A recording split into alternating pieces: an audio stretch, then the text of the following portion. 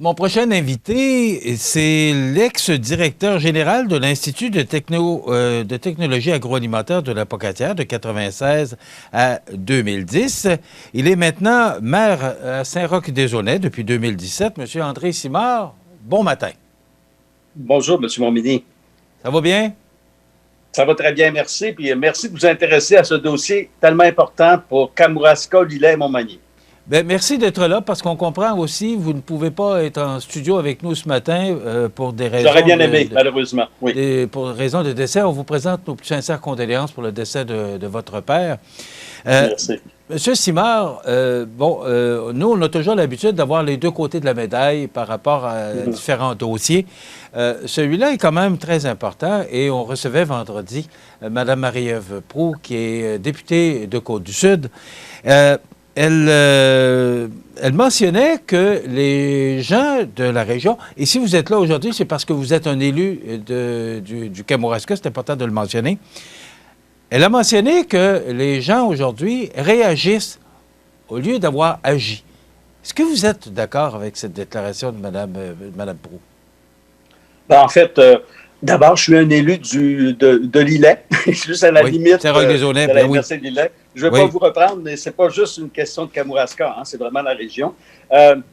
Écoutez, moi, je peux vous dire que j'ai quand même produit une lettre ouverte le 2 mai dernier au ministre Lamontagne pour le sensibiliser à l'effet que notre région, dont la Pocatière, à cause de ses forces, devrait être considérée dans l'équation avant que la décision finale soit prise. Je ne suis pas d'accord avec Mme Proulx. Je pense qu'on est plus dans l'ordre d'une proposition de solution, plus de vision d'avenir, plus de considération que de réaction en sens qu'on ne veut pas de changement, on ne veut pas que les choses bougent, au contraire. Donc, c'est dans cette dynamique-là. Puis, moi, avec des collègues élus, dont le maire de la Pocatière, le préfet de Kamouraska, et aussi plusieurs élus des MRC qui ont d'ailleurs appuyé une proposition pour qu'on tienne compte que la médecine vétérinaire puisse être implantée à la Pocatière. Donc, en fait, on est plutôt en mode solution. Je comprends que ça dérange un peu l'ordre établi, c'est comme un peu le caillou dans le soulier, mais bon, quand on croit vraiment qu'il y a du développement possible, ce qu'on aimerait tout simplement, M. Montminy, c'est qu'on soit écouté, on soit entendu. Alors, ce n'est pas le cas. Et c'est un peu plate, là, mais bref, on va quand même de l'avant pour essayer d'être entendu. Bon, est-ce que vous avez de l'espoir? Parce que moi, ce que j'ai pu ou cru comprendre vendredi, là, c'est que la décision est prise, on ne peut pas retourner en arrière. Mais là, je lui ai posé la question par rapport aux 4e et 5e années là, du cours qui serait dispensé à Rimouski. Il y a peut-être là de l'espoir, mais pour le reste, le pavillon de médecine vétérinaire, les dés sont pipés, ça s'en va à Rimouski. Ben, ça semble être le cas, mais moi, je peux vous dire que j'ai pris connaissance hier, ça tombe bien, M. Montminy, hier même, j'ai pris connaissance du programme, de la proposition qui est faite par l'Université de Montréal, avec sa faculté de médecine vétérinaire à Saint-Hyacinthe, on comprend, et l'Université du Québec à Rimouski. Alors, j'ai pris connaissance c'est pas une étude, hein, c'est plutôt un programme délocalisé de formation que nous avons obtenu, tenez-vous bien, là, M. Montminy, parce que nous l'avons demandé à notre député, qui nous a répondu bien non, je ne l'ai pas lu. C'est l'Université de Montréal qui est propriétaire, même si on l'a subventionné à plus de 600 000 Ben, alors, on a passé par la demande de l'accès à l'information. Ça fait à peu près un mois, ça fait depuis le 24 mai. Et hier, j'ai pu lire le document. Très intéressant. Un document qui m'a confirmé, je dois vous le dire, que le potentiel de la Pocatière a encore toute sa place parce que le concept établi pour faire cette formation-là fait en sorte que, selon moi, il n'y a absolument rien, au contraire, qui empêcherait que le site choisi par l'UQAR et l'Université de Montréal soit davantage la Pocatière que Rimouski. Monsieur Simard, moi, j'aimerais ça que vous m'expliquiez pourquoi, alors que c'est plus le côté maritime qui est la spécialité de Rimouski, et nous, à la Pocatière, ben, on sait avec l'ITA, maintenant l'ITAC, que notre spécialité est beaucoup plus au niveau agroalimentaire. Et vous avez été directeur de l'ITA pendant plusieurs années. Pourquoi Rimouski? Moi, je veux juste comprendre. Écoutez, je ne suis pas capable de répondre parce que c'est très étrange, parce qu'on a regardé ça de tous les bords, de tous les côtés. Moi, M. Montminy, en passant, je suis de formation vétérinaire. J'ai étudié en médecine vétérinaire. Donc, et je vous dis qu'aujourd'hui, j'étudierais à la Pocatière, puis je serais aussi heureux avec tout ce qu'il y a comme potentiel. Cela dit, moi, je pense qu'il faut aller plus loin. Là, j'ai lu le programme proposé qui est très intéressant, où il y a 3 années théoriques, pratiquement théoriques à Rimouski, mais là où on va innover, semble-t-il, puis c'est très bien, avec les technologies nouvelles, en ligne, en distance, des simulations virtuelles, la réalité virtuelle, tout ça va être... Alors, il y a un grand centre de simulation virtuelle où Saint-Hyacinthe, la faculté, va faire de la formation à Rimouski et on va bénéficier des nouvelles technologies de l'information. Donc, ça va être davantage... technologique en termes d'information, au moins pour les 3 premières années. À défaut d'avoir des animaux, bien sûr, à Rimouski, comme on en a à la Pocatière, je pense que ça sera un instrument intéressant. Mais on peut le faire à la Pocatière, ça. Et moi, je pense que la proposition qui est faite, elle est intéressante, mais elle est pensée par des universitaires. C'est pas une étude, en fait. C'est une conception de programme de formation inspirée de programmes américains à peu près semblables, de délocalisation de programmes de formation. Et on a oublié, au fond, on ne connaît pas probablement, ou personne, c'est comme s'il n'y avait pas de pilote dans l'avion, on n'a pas pensé qu'à la Pocatière, c'est vraiment un haut lieu pour ce type de formation en production animale, en fait, qui touche les animaux. Vous parliez, là, il y a un pôle de sciences de la mer à Rimouski, mais l'UQAR pourrait être complètement à l'ouest installé à la Pocatière et avoir le pôle agroalimentaire. Donc, en fait, moi, je propose une solution plus audacieuse que ce qu'on peut lire dans ce programme, qui n'est pas en fait une étude là, que le gouvernement, je pense, devrait un peu peaufiner.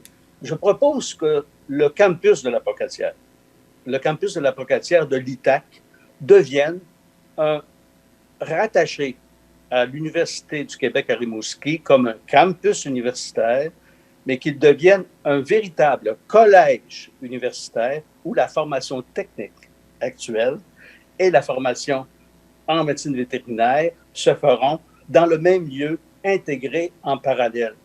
Ça existe. L'Université McGill a son campus à Sainte-Anne-de-Bellevue, où elle a sa faculté d'agriculture. Et sur place, il y a la formation technique en exploitation agricole, version anglophone, sur le même campus. C'est un collège universitaire. Alors là, on a à la Pocatière, parce que ça a été une faculté d'agriculture, il y a 60 ans, on a déplacé la faculté d'agriculture de l'Université Laval à l'Université Laval, et c'est devenu une institution technique. Mais auparavant, de 1940 à 1962, c'était une formation à la fois universitaire et à la fois technique. Et je pense que cette proposition-là devrait être regardée parce qu'il va y avoir une économie très importante dans les coûts. Et il va y avoir aussi une plus grande rapidité d'installation parce que l'édifice, c'est un monument, hein, c'est un édifice là, qui a respiré l'université, qui respire encore ce potentiel. Et il y a de la place parce qu'on a de moins en moins d'étudiants. Donc, vous imaginez pourquoi l'UQAR, au fond, n'ajouterait pas dans son curriculum de potentiel régional un campus universitaire qui sera un collège universitaire en santé animale et en sécurité alimentaire. Parce que le programme vise à peu près ça. Et pour répondre à votre question au début, la 4e année du programme, puis c'est très, très clair, elle doit se faire à Saint-Hyacinthe. Pourquoi? Parce que, rendu à ce niveau, à cette étape de formation de 5 ans, les étudiants doivent être dans des hôpitaux. Et là, il y a un hôpital universitaire vétérinaire où vous avez à peu près de tout. Et c'est un peu comme l'internat en médecine. Il faut être à l'hôpital. Les animaux vont là, sont malades, sont hospitalisés, il y a des rendez-vous et tout ça. C'est la seule place. On ne fera pas ça au Bas-Saint-Laurent, on ne fera pas ça ailleurs. Et la 5e année, en fait, la moitié de la 5e année va se poursuivre à Saint-Hyacinthe à cause des installations. Et la demi de la 5e dernière année va se faire dans une des 6 ou 7 régions identifiées par le ministère de l'Agriculture en pénurie de médecins vétérinaires, surtout dans la pratique des animaux de ferme. Donc, c'est à peu près ça. C'est un très beau programme, mais les 3 premières années, c'est une formation théorique où la simulation virtuelle va être utilisée. Mais vous imaginez qu'on pourrait le faire pour relier à la fois l'UQAR, parce que l'UQAR, il y a les sciences de la mer, et c'est intéressant parce que dans le concept de ce programme-là, on parle de la faune aquatique, de la faune terrestre et tout ça, de la recherche, c'est très important, mais ça pourrait se connecter facilement avec un pôle à la Pocatière et un pôle à Saint-Hyacinthe. Alors là, vous avez un cégep, un ITA, une faculté de médecine vétérinaire à Saint-Hyacinthe, et à la Pocatière, il y a un cégep en santé animale, il y a l'ITA, il y aurait le collège universitaire de médecine vétérinaire et il y aurait aussi Rimouski. Alors, M. Montminy, ce programme-là, il est très intéressant, mais il faut l'articuler avec un peu de vision politique. Et la seule personne actuellement qui peut dénouer l'impasse, c'est M. le Premier ministre François Legault. Parce qu'il nous a montré comment il était capable de questionner parfois la trajectoire. Puis je pense qu'il n'y a personne qui ait de mauvaises intentions là-dedans, sauf qu'il n'y a pas de pilote dans l'avion. Et la facture, on parlait d'une facture autour de 40 millions en octobre 2021, là, parce que le programme est sorti, cette analyse-là universitaire, en octobre 2021, on parlait de 40 millions. En mai dernier, quand le ministre Lamontagne est passé là, à la Pocatière sans arrêter, s'en allait à Rimouski avec la ministre de l'Enseignement supérieur, c'est sorti entre les branches 100 millions. Et j'écoutais le recteur maintenant, qui a participé à l'étude, le recteur, il était vice-recteur à ce moment-là, M. Deschênes. On l'a interviewé, puis là, il ne parle pas trop de montant d'argent. Et moi, je vous dis, si ça continue comme ça va être inatteignable en termes de coûts. On a tous vu au cours de la dernière année les coûts de construction, les coûts d'expertise, etc. Et ça va prendre un temps fou. Alors, je pense qu'il faut revenir sur le plancher des vaches et regarder qu'est-ce qu'on peut offrir ici en région. Écoutez, c'est comme un nouveau bombardier qui viendrait s'installer au niveau économique en termes d'élan. C'est très, très, très important. Puis, je pense que c'est une solution qui va beaucoup plus loin et qui va dans le sens de l'objectif de fournir le plus rapidement des praticiens vétérinaires dans les régions où il y a vraiment une pénurie. C'est urgent. Ça fait des années qu'on en parle. Et je crois que là, il faut vraiment articuler. Et c'est pour ça que je réitère, moi, mon message au premier ministre Legault. Il doit intervenir pour réorienter cette trajectoire. Puis tant qu'à investir, investir pour qu'il y ait du développement et qu'on soit gagnant là, sur toute l'année, non seulement pour la région, mais pour le Québec dans son entier. M. Simard, il reste à peu près 70 secondes. En quelques secondes, est-ce que je vous entends parler, puis c'est beau tout ce qu'on entend là, de ce que vous dites, c'est un rêve que vous caressez, mais est-ce qu'il est réalisable? Est-ce qu'on n'a pas perdu ou on n'est pas en train de perdre les acquis qu'on avait du côté de la Pocatière? En fait, je pense que oui.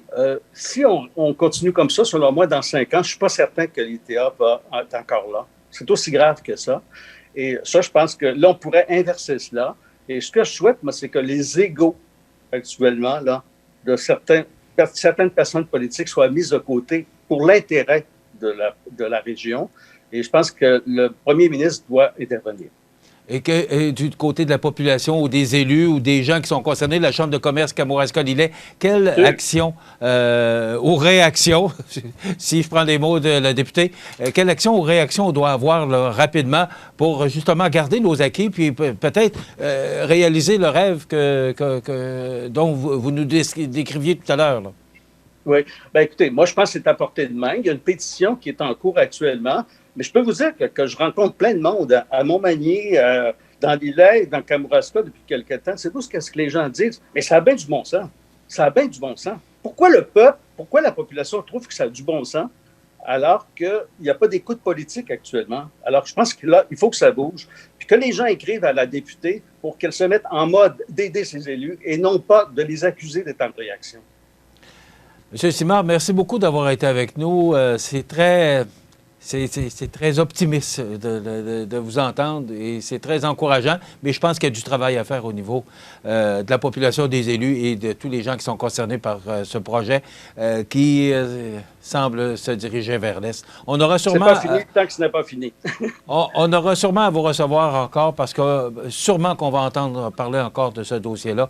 Merci d'avoir été avec nous et rappelons-le, vous êtes d'abord vétérinaire, c'est important de le mentionner, et vous avez été aussi directeur général de l'Institut de technologie agroalimentaire de la Pocatière de 1996 à 2010, donc vous savez de quoi vous parlez. Vous êtes maintenant maire de Saint-Roch-des-Aunais depuis 2017. Merci d'avoir été avec nous et sûrement qu'on va vous réinviter. Merci, M. Montminy. Merci, M. André Simard, maire de Saint-Roch-des-Aunais, dans le dossier du projet de pavillon de médecine vétérinaire. Dans quelques instants, la chronique La Pouponnière et José Soucy.